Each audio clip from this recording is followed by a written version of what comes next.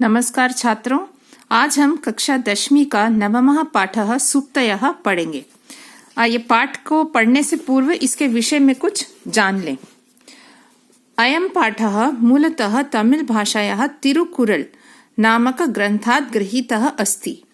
ये जो पाठ है ये मूल रूप से तमिल भाषा के तिरुकुरल नामक ग्रंथ से लिया गया है।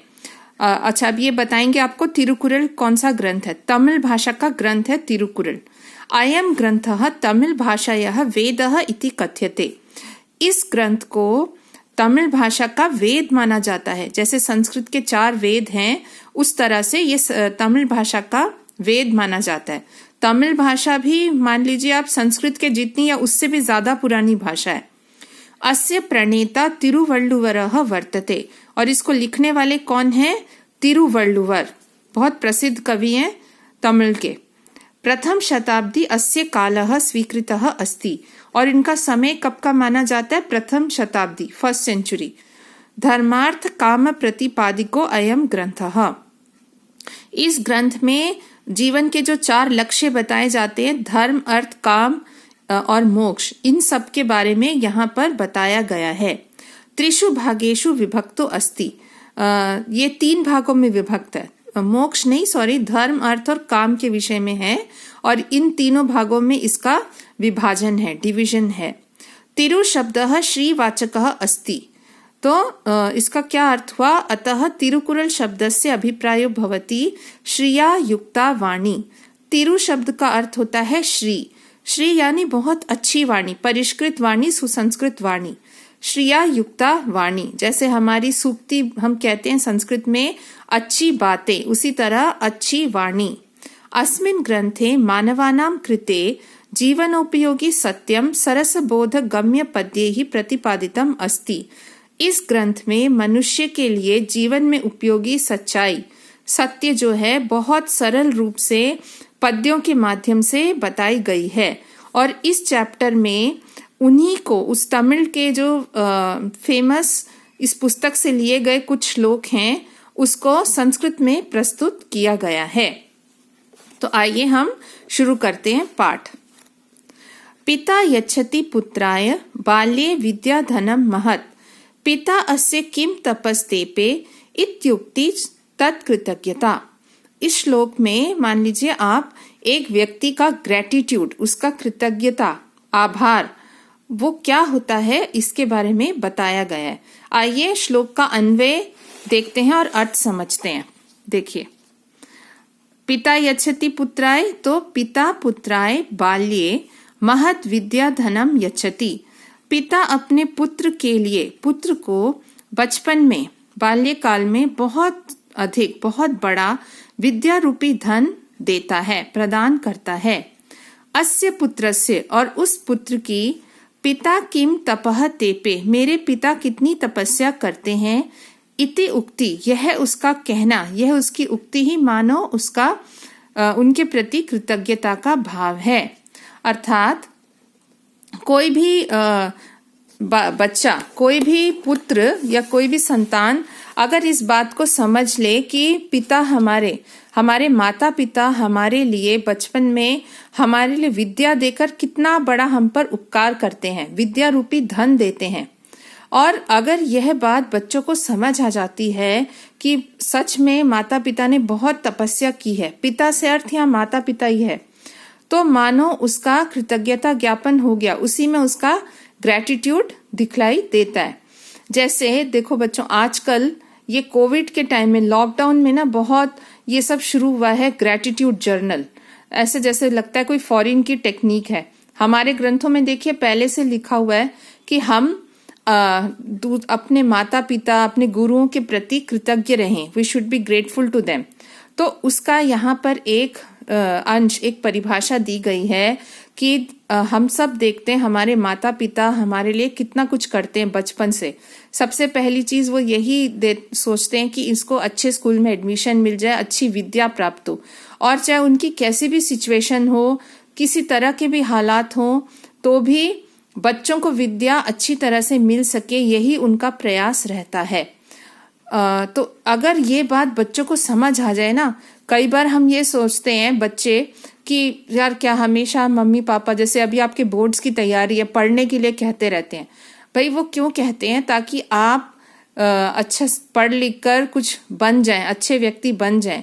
देखो ये सब कहने की बातें हैं। हम अगर सोचते हैं कि पढ़कर क्या होगा, मैं तो ये बनूंगा, वो बनूंगा, बॉलीवुड स्टार बनूंगा, ये सब हम एक एस्केप रूट कोशिश करते हैं। देखो बेसिक एजुकेशन तो सबको कंप्लीट करनी है 12th तक, तो आप अच्छी तरह से पढ़े, यही माता पिता की कोशिश है। आप देखो इस लॉकडाउन में ऐसे कितने उदाहरण हैं बच्चों के जो गांव में रहते हैं, वो बिल्कुल उनके लिए एक्सेस नहीं है इंटरनेट। आप लोग तो ऑनलाइन क्लासेस ले पा रहे हैं। बहुत बच्चे हैं जिनको ऑनलाइन क्लासेस भी नहीं मिलती, हो सकता है आप में से कई बच्चे हों।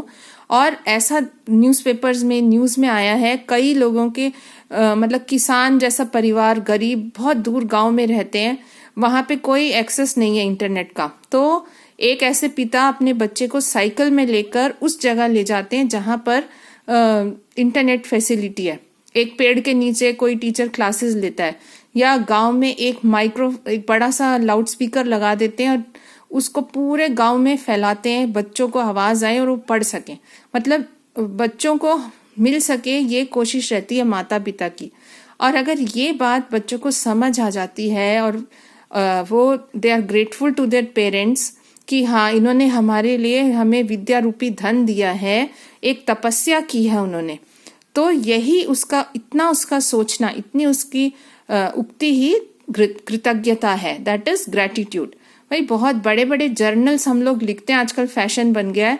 हम तो सिर्फ ये अपने हाव भाव से, अपने एक्सप्रेशन से, एक भावना से हम प्रकट कर दे माता पिता के प्रति, तो यही हमारी कृतज्ञता होगी। तो इस श्लोक में कृतज्ञता की डेफिनेशन दी गई है। आइए अब दूसरा श्लोक देखते हैं। अवक्रता यथा चित्ते तथा वाची भवेत यदि तदेवाहु महात्मानः समत्वम इति तथ्यतः।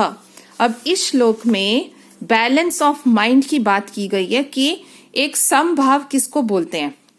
पहले हम अन्वय देख लेते हैं। यथा अवक्रता चित्ते तथा यदि वाची भवेत महात्मानः तथ्यतः तदेव समत्वम इति आहु। मतलब कोई भी व्यक्ति अगर उसके हृदय में सरलता हो और यदि उसी प्रकार उसकी वाणी में भी हो सरलता, उसी को महान लोग समत्व भाव, बैलेंस ऑफ माइंड कहते हैं। यानी अर्थ क्या है, ऐसा माना जाता है, देखो हम देखते हैं हमारे आसपास कुछ लोग होते हैं जो मुंह से मीठा बोलते हैं और मन में उनके अच्छाई नहीं होती, कुछ होता है कुटिल विचार। जैसे हिंदी में कहावत है, मुंह में राम और बगल में छुरी। ऐसा स्वभाव अच्छा नहीं होता।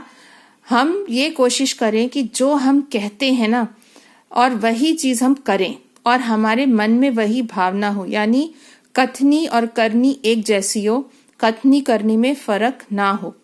संस्कृत में और भी ऐसे कई श्लोक हैं जो इस बात को बताते हैं, जैसे मनसी एकम वचसी एकम कर्मणि एकम महात्मनाम। यानी जो महान लोग होते हैं ना, जेन्युइन लोग होते हैं, डिपेंडेबल, उनको जो वो मन में सोचते हैं उसी को वो कहते हैं और उसी को करते हैं। और जो दुष्ट लोग होते हैं, मनसी अन्यत वचसी अन्यत कर्मणि अन्यत दुरात्मनाम। जो दुष्ट लोग हैं वो मन में कुछ सोचते हैं, बोलते कुछ हैं और करते कुछ हैं। ऐसे आपने बहुत लोग देखे होंगे आपके आसपास, ऐसे ना कहते हैं, वो कुछ बोलते रहेंगे कि ये है वो है। जैसे स्कूल में भी किसी टीचर से कुछ उनको प्रॉब्लम है, कुछ है, तो वो आपको बोलेंगे यार ऐसे इतना होमवर्क दे दिया, ऐसा प्रोजेक्ट दे दिया। लेकिन जब वो टीचर सामने आते हैं तो वो उन्हीं का बहुत उनका क्या बोलते हैं, चापलूसी करते हैं, उनको बटरिंग करते हैं, ऐसे करेंगे। मतलब उस समय उनकी कहने की हिम्मत नहीं होती, पीछे से वो लोग ऐसे बोलते हैं और उसके बाद करेंगे कुछ और, अपने मन की करेंगे। तो ऐसे लोगों को हम ट्रस्ट नहीं कर सकते। तो हमें ऐसा नहीं बनना है। अगर हमारे मन के विचार जो हम सोचते हैं उसी को हम बोलते हैं, है ना, तभी तो हम ऑनेस्ट बनेंगे, लोग हमारे ऊपर विश्वास कर सकते हैं और वही हम करते हैं।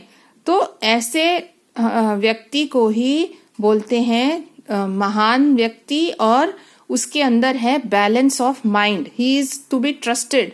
बैलेंस ही नहीं है, इम्बैलेंस्ड है, तो क्या फायदा। कोई भी चीज इम्बैलेंस हो, आप सोचे गाड़ी का एक पहिया तेज चले और एक धीरे, तो कैसे चलेगी गाड़ी। ऐसी मनुष्य के दिमाग में, मन में कुछ और है और वो कर कुछ और रहा है, तो फायदा नहीं है ना। ऐसा मनुष्य का जीवन हो सकता है उसको टेम्परेरी सक्सेस मिल जाए, लेकिन वो अपने कॉन्शियस से दूर नहीं भाग सकता, वो एक सच्चा मनुष्य नहीं होता। तो इस बारे में यहाँ पर बैलेंस ऑफ माइंड, समत्व भाव का वर्णन है इस वाले श्लोक में। तो ठीक है, अब हमारे ये 2 श्लोक हो गए। अगली वीडियो में अगले श्लोकों के साथ मिलते हैं। धन्यवाद।